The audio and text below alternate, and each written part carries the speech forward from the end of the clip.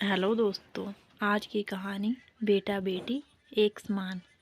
बहुत समय पहले एक छोटे से गांव में एक किसान और उसकी पत्नी रहते थे। उसके पास सुंदर सा घर और थोड़ी सी जमीन थी। किसान की एक बेटी थी जिसका नाम था राधा। राधा बहुत ही समझदार और मेहनती लड़की थी। वह हमेशा अपने माता पिता की मदद करती थी और खेतों में काम करती थी।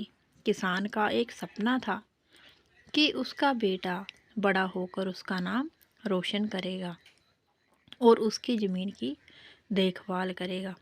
लेकिन किसान और उसकी पत्नी को इस बात का दुख था कि उनका कोई बेटा नहीं था।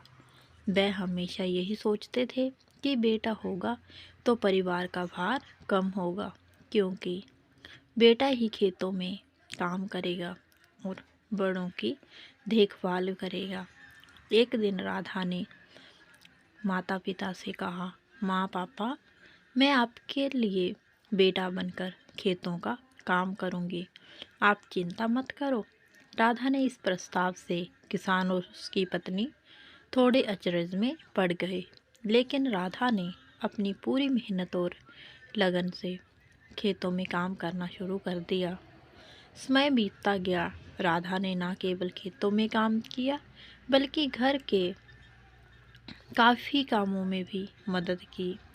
उसकी मेहनत और लगन देखकर किसान और उसकी पत्नी गर्व महसूस कर रहे थे।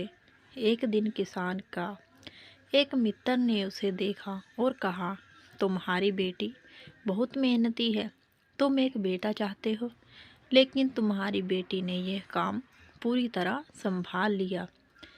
किसान को इस बात पर बहुत गर्व हुआ और उसने अपने मित्र से कहा, बेटा बेटी में कोई फ़र्क नहीं होता, जो भी मेहनत करता है वही सच्चा संतान होता है। राधा ने यह साबित कर दिया था कि बेटा बेटी दोनों ही बराबर के होते हैं। इस कहानी से हमें यह संदेश मिलता है कि बेटा बेटी में कोई फ़र्क नहीं होता, दोनों को बराबरी का अधिकार मिलना चाहिए और दोनों ही परिवार के लिए उतने ही महत्वपूर्ण होते हैं।